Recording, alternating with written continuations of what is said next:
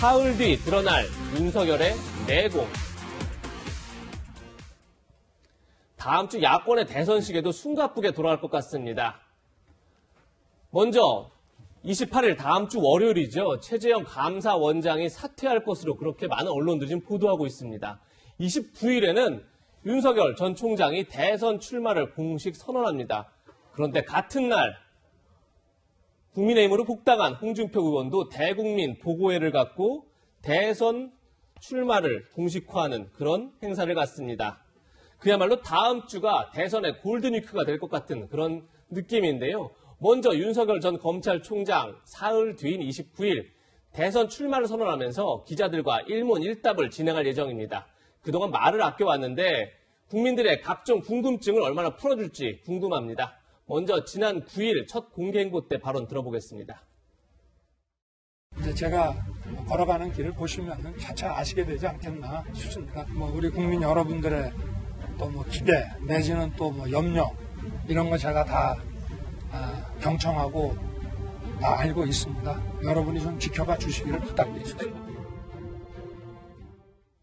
이현중 의원님, 네. 윤 전 총장 29일 대선 출마 선언하면서 앞으로 걸어갈 길에 대해서 말씀드리겠다 이렇게 밝혔는데 그렇게 되면 국민의힘 입당 여부라든지 아니면 최근 논란이 된 엑스파일이라든지 각종 의혹에 대해서 아니면 또 각종 행보에 대해서 기자들의 질문이 쏟아질 텐데 다 답변할까요? 어떻게 보십니까? 일단 어떤 식의 답변을 해야겠죠.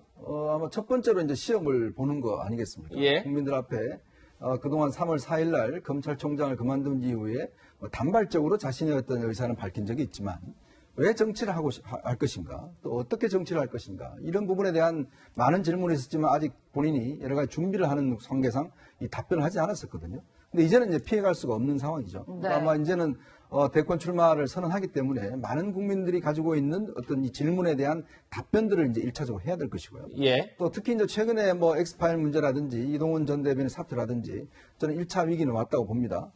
그런 상황들이 왔는데 불구하고 지금 최근에 박범계 장관의 인사라든지 또 이런 추미애 장관의 출마라든지 이런 것들이 좀 도움을 줄 수는 있을 것 같아요. 그렇지만 이제 중요한 계기는 앞으로 이제 이 29일을 기점으로 해서 많은 국민들이 윤 전 총장의 행보에 대해서 하나하나 이제 많이 살펴볼 겁니다. 과연 이제는 단순히 검찰총장 윤석열이 아니라 앞으로는 대권 후보 윤석열로서의 어떤 가능성, 그다음에 그것에 대한 비전, 이런 거 갖고 있느냐, 이런 것들 하나하나 다 검증할 겁니다. 그렇다면 본인은 국민들 앞에 솔직하게 자신이 가진 생각들을 펼쳐내고 그것을 이제 검증받는 기회가 되겠죠. 그렇기 때문에 아마 이제는 어떤 면에서 보면 피할 수 없는 기자들의 질문을. 예. 그렇기 때문에 이제 지금의 과정이 보면 결국 이제 이번 다음 주가 보면 많은 대권 후보들이 출마 선언을 하지 않습니까? 그렇죠. 앞으로 한 달 정도가 정말 아주 골든 타임이 되지 않겠는가 저는 그렇게 보고 있습니다. 위원님. 네. 기자들이 반드시 물어볼 질문 있잖아요. 네. 국민의힘 입당하십니까? 라고 물었을 때 어떻게 대답할 것 같으세요? 아마 명시적으로 입당한다는 이야기는 하지 않을 것 같아요. 그러니까 그거는 뭐냐면 제가 국민들의 의견을 좀 더 들어보겠습니다. 지금 아마 이 끝나고 나면 광주를 찾는다든지 왜냐하면 윤 전 총장 입장에서는 검찰총장이 바로 나와서 야당이 입당한다 하는 게 본인 아마 논리적으로 잘 연결을 못 시킬 거예요. 예. 그건 뭐냐면 본인이 그렇게 이야기했죠. 국민이 불러서 나왔다. 그렇죠. 그러면 국민이 불러서 나왔기 때문에 국민의 선택에 따라서 본인은 갈 길을 가겠다는 이제 논리적인 아마 본인의 완결성을 기할 거예요. 그런 면에서 보면 이제 윤 전 총장이 왜 많은 사람들을 더 만나야겠다는 이야기를 하는가 하면 결국 국민이 불렀기 때문에 그 부른 국민들한테 물어보는 거죠. 내가 어디로 갔으면 좋겠습니까? 그러면 국민의힘 가라. 이렇게 이야기를 하면 본인은 국민의힘을 가는 것인데 물론 마음속으로는 정해져 있겠죠. 그렇지만 좀 더 형식적으로 아마 이런 의견을 듣는 모습들을 갖추지 않겠는가 그런 생각이 듭니다. 네.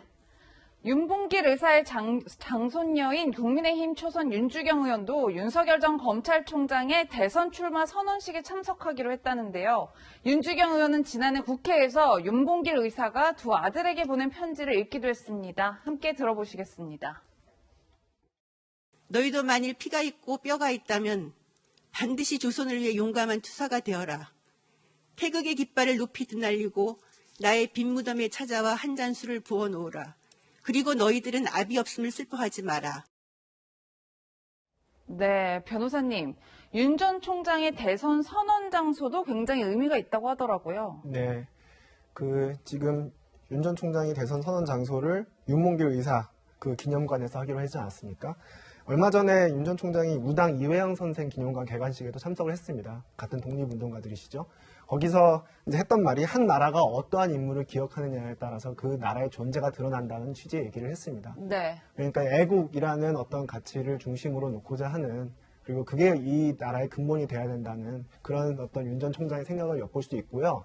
그런데 이제 저는 뭐 그 애국을 강조하기 위해서 윤봉길 의사 기념관을 출마 장소로 택한 것이 뭐 적절하냐 부적절하냐, 뭐 적절하다고 말할 수 있겠지만 그것이 얼마나 효과적인지에 대해서 판단하는 것은 뭐 어렵다고 보고, 예.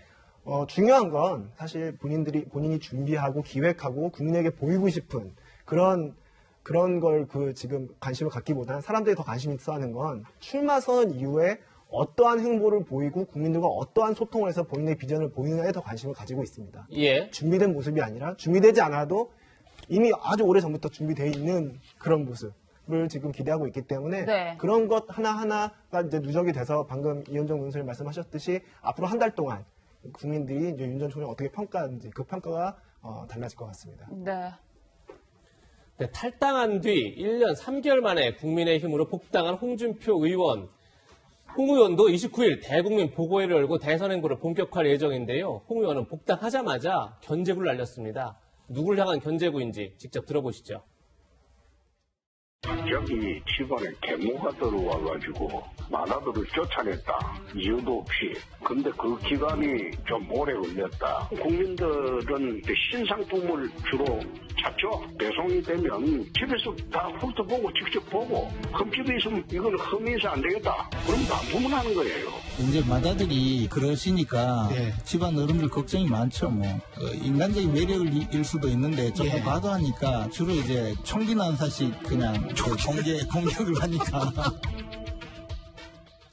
복당과 동시에 윤 전 총장을 반품, 상품에 이렇게 비유를 했는데요. 이현정 의원님, 네. 지도부도 홍 전 대표의 거친 언사에 걱정이 좀 많은 것 같아요.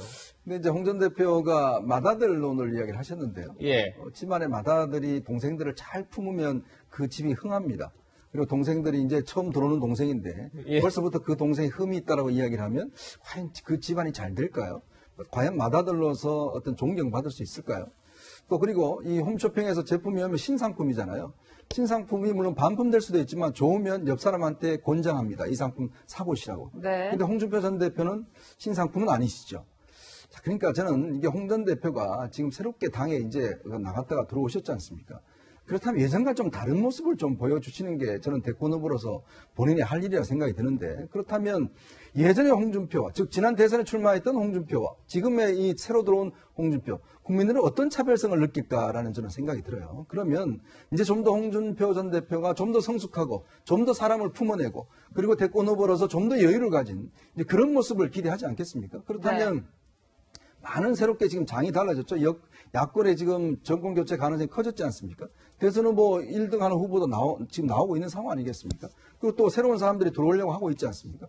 그렇다면 맏아들의 입장에서 뭔가 이 집안이 흥해서 다음에 정권을 잡기 위해서는 본인이 뭘 해야 될 것인가를 고민을 해야 될 텐데 자꾸 상대방을 견제하는 이런 이야기를 하면 과연 당내에서나 국민들이 보는 시각에서 홍준표 전 대표가 정말 달라졌다라는 평가를 받을 수 있을지 한번 고민 좀 해보시기 바랍니다. 네. 예. 홍준표 의원, 조금 전에 제가 본 화면이 있는데 다시 한 번만 보겠습니다.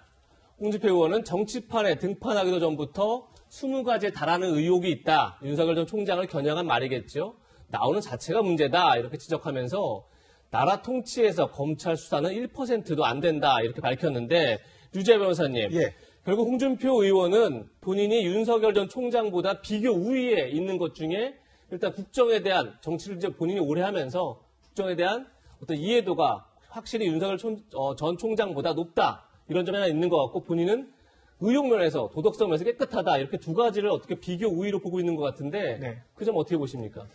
물론 일견 타당한 말씀이죠. 장점이자 단점일 수도 있을 것 같아요. 왜냐하면 정치를 오래 하셨기 때문에 이미 충분한 검증이 이루어졌고 국정 운영 경험도 가지고 계신 건 사실이에요. 하지만 정치를 오래 하셨기 때문에 이제까지 국민들의 평가를 다 받았다고 볼 수도 있는 거거든요. 거꾸로. 국민들은 이미 홍준표 의원에 대해서 가지고 있는 여러 가지 좋은 평가, 안 좋은 평가 이미 있습니다. 종결되고. 양면이 다 있다. 양면이 다 그런 있습니다. 말씀이시죠? 예, 예.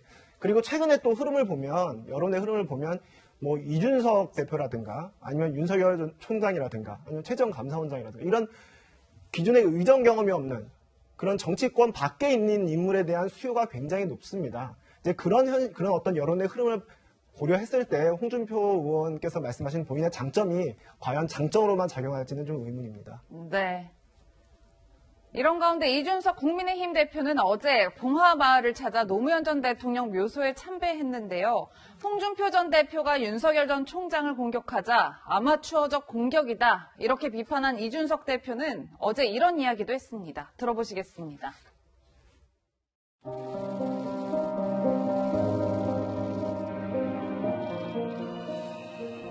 권 여사님께는 앞으로 우리 당에서 노무현 대통령의 어쨌든 대한 폄훼나 아니면 이런 것을 정치적 수단으로 사용하지 않겠다. 그런 문화를 만들겠다라는 말씀을 드렸고요. 혹시라도 선거에 임박하면 그런 분들이 나올 수도 있습니다. 그럼 제가 대표로서 제지하겠다고 그 말씀을 드렸습니다. 네, 노무현 전 대통령에 대한 폄훼를 자신이 막겠다고 밝힌 건데요. 아마도 이 장면을 떠올린 게 아닌가 싶습니다. 640만 불 그 노무현 대통령 뇌물수수할 때 같이 있으면서 그거 몰랐습니까? 지금 노무현 대통령이 뇌물 받았다고 말씀하신 겁니까? 그렇습니다. 예, 아닙니다. 그리고 그 말씀은 책임지셔야 합니다. 아니 책임지다니 이거 중앙수사부에서 발표한 겁니다. 그것으로 알았습니까? 몰랐습니까? 사실이 아닌 것으로 확인됐고 아니, 그걸 또 알았습니까? 못한 사실입니다. 몰랐습니다. 책임지셔야 합니다. 네, 평론가님. 이준석 대표의 행보를 보면 이제 중도 외연 확장에 상당히 공을 들이고 있다 저희가 느낄 수가 있는데 앞서 보신 홍준표 전 대표의 이 거친 언사가 오히려 마이너스가 될 수 있다 이런 지적들도 나오고 있어요. 네, 일단 저런 언사가 다시 나오면 당연히 마이너스가 되겠죠. 저 부분에 대해서는 아니라고 나왔었고 그리고 저게 의도적으로 노무현의 사람 문재인 후보를 공격하고 헐뜯기 위한 발언이었지 않습니까? 우리 사회의 비전이 무엇인가에 대한 얘기보단 저게 더 집중이 됐기 때문에 그리고 저 당시는 탄핵 국면이었어요. 그러니까 보수 정당이 다시 정권 재창출해달라고 얘기하기 어려운 상황에서 상대의 약점을 허위 사실인 것처럼 허위 사실임에도 불구하고 아님에도 불구하고 저걸 계속 헐뜯었기 때문에 전혀 도움이 되지 않았습니다. 그렇기 때문에 저런 부분에 있어서 혹시나 선거 막판에는 하나의 작은 것에도 큰 바람이 일어날 수가 있거든요. 저런 부분을 제지하겠다라고 이제 대표로서 얘기한 것은 정말 잘했다라고 평가를 하고 싶고요. 네. 앞으로 지금 노무현 전 대통령에 대한 평가가 양쪽에서 다 긍정으로 나올 가능성이 높습니다. 무슨 말이냐면 진보는 노무현 전 대통령이 남겼었던 정치적 유산을 그대로 이어가겠다는 얘기를 할 거고요. 예. 보수는 노무현 대통령 정신은 저게 아니었다라고 얘기를 할 겁니다. 예. 똑같이 칭찬을 하면서 각자의 중도 표심에 이제 소구력을 가지기 위해서 노력을 할 거거든요. 근데 갑자기 보수 정당에서 누군가가 노무현 대통령을 또 폄훼하려고 한다면 이 부분에 대해서는 분명히 또 중도에서 이탈표가 바로 생겨버립니다. 이 정당은 바뀌지 않는구나. 그렇기 때문에 지금 벌써 나서서 제지하겠다라고 얘기한 것은 하지 말라는 것을 같은 정당 의원들과 인사들에게 메시지를 보낸 것이죠. 우리 이번 선거에서는 절대 노무현 전 대통령 건드리지 않겠다.